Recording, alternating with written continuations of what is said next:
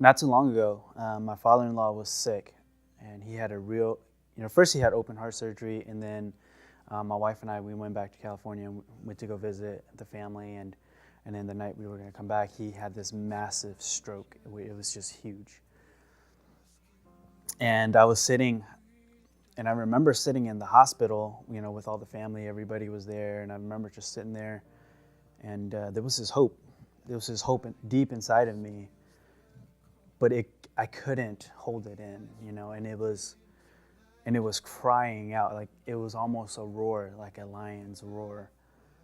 And I remember sitting there, and I was telling myself, how is it that I'm able to hope in this time, in this moment, because this is just too big. This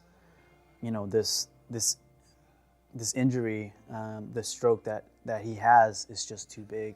And in a few months before that, I just lost my brother to cancer, just passed away too. And so, I was just kind of wrestling within myself and go, no, like why are you hoping?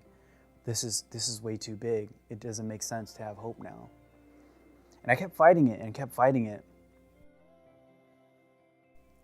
And then finally, like I went for a walk. I just stepped outside and I asked God, like God, like this is too big. This is too big.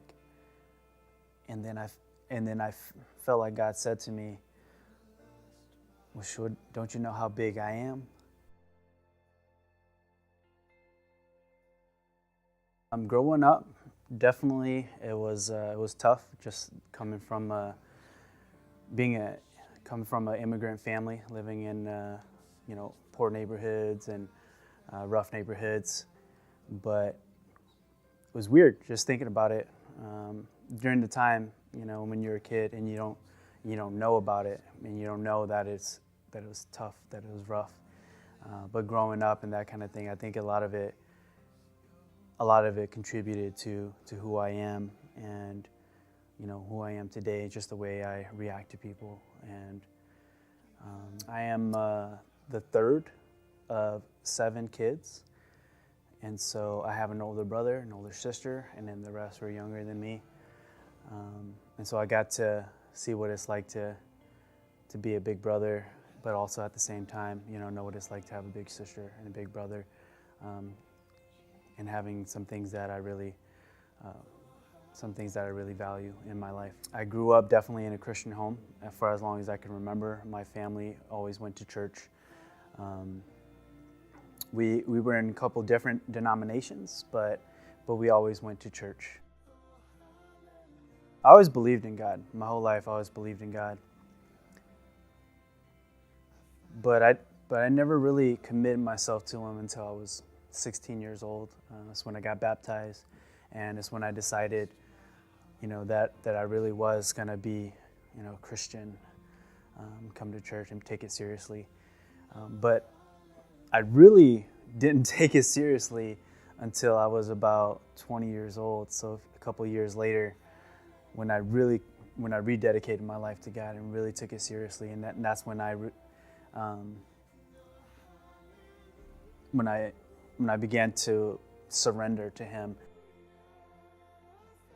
Recommitting to God. When I was 1 year into college, I think everything changed for me.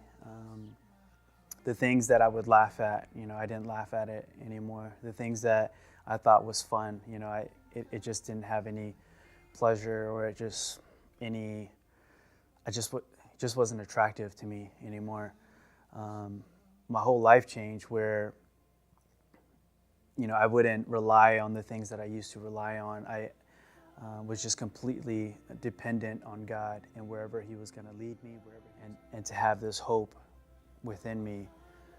I think that's the biggest difference in all the things that I do, why I do all the things that I do, why I teach the way I do, why I interact with people the way I do. It's this hope, why I embarrass myself, going to talk to people about Jesus, about the gospel. It's because there's this hope. There's this hope that I have that I just can't you know, with all my strength, I can't hold it.